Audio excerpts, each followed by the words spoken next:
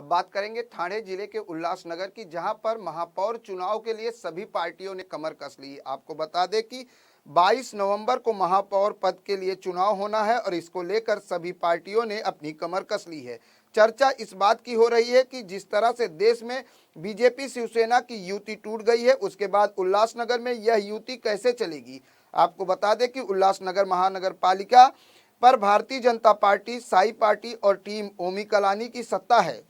हाल ही में शहर की महापौर पंचम ओमी कलानी का कार्यकाल पूरा हुआ है और नई लॉटरी के मुताबिक उल्लासनगर में महापौर के चुनाव के लिए ओपन कैटेगरी है, जिसके बाद शहर में नए नए राजनीतिक समीकरण बनते दिखाई दे रहे हैं। इसके साथ ही आपको बता दें कि उल्लासनगर में बीजेपी और साई पार्टी के बीच करार हुआ था कि पहले 1.25 साल बीजेपी और दूसरा टर्म ओमी कलानी और तीसरा टर्म साई पार्टी को महापौर के रूप में मिल सकता है।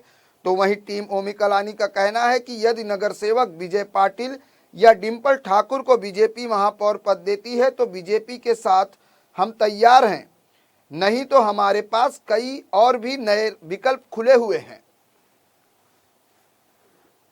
नगरपालिकेने मागच्या महिन्यामध्ये मोठा गाजावाजा करत अनाधिकृत बांधकाम तोडण्यासाठी मोठा पोलीस फाटा घेतला आणि पोलीस फोर्स घेतली।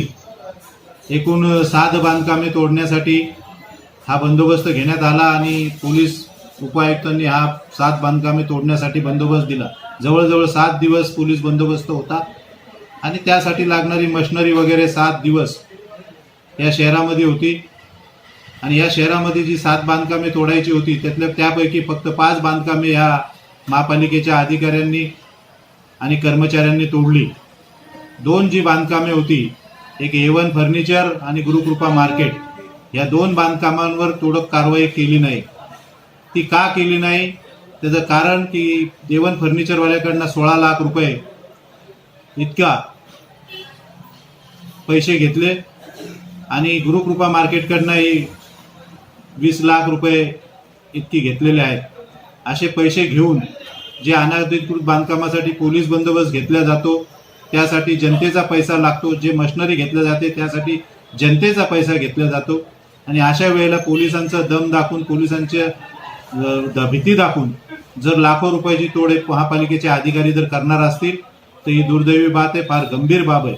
यामध्ये पोलीस उपायुक्तांनी पण त्यामध्ये गांभीर्याने लक्ष देऊन त्याची शहानिशा आणि चौकशी केली पाहिजे। जर हे बांधकाम तोडण्यासाठी पोलीस बंदोबस्त घेतला असेल तर ती का तोडली नाही, त्याचं कारण काय हेही पोलिसांनी पण शोधलं पाहिजे आणि जर पोलिसांचा धाक दबाव दाखवून किंवा प्रेशर दाखवून जर पैसे घेणार असतील अधिकारी तर त्यांच्यावर कारवाई केली पाहिजे। मी आज राज्याचे मुख्य सचिव मलिक साहेब यांना लेखी पत्र दिलेलं आहे की या प्रकरणाची सखोल चौकशी करा, दोषी अधिकाऱ्यांवर कारवाई करा।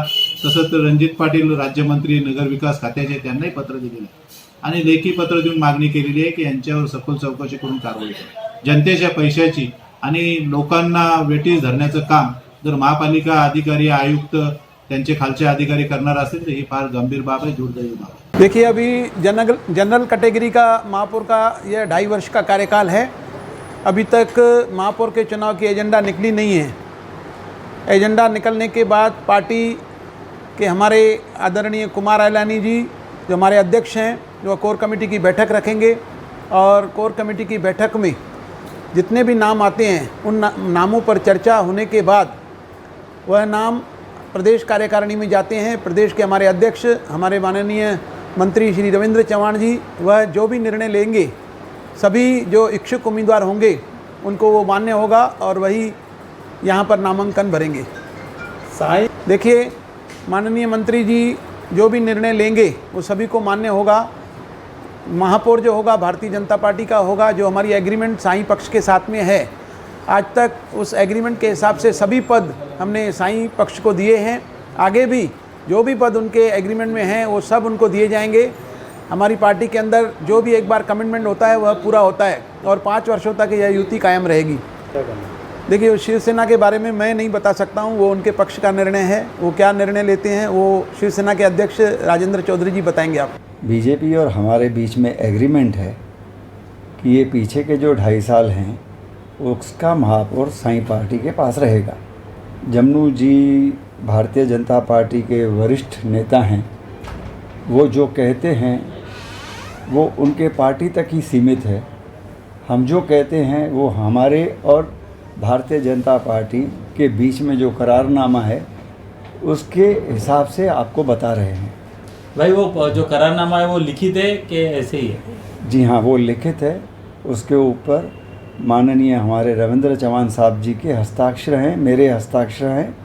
की स्थापना हुई थी वो टीओ के, भारतीय जनता पार्टी और साई पक्ष, ऐसे तीनों पक्षों को मिलाकर हमने गठबंधन किया था और सवा साल के महापौर भी बैठे थे। पर राजनीति कुछ और बदलाव आई और भारतीय जनता पार्टी ने हमको धोखा दिया। उस धोखे के अनुसार हमारे भारतीय जनता पार्टी से सभी नगर सेवक, पदाधिकारी, हमारे कार्यकर्ता बहुत नाराज़ है।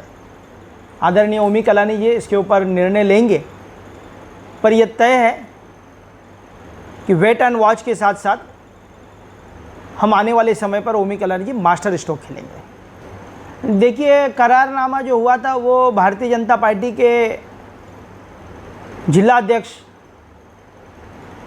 साई पक्ष के अध्यक्ष, इन लोगों में जो करारनामा हुआ था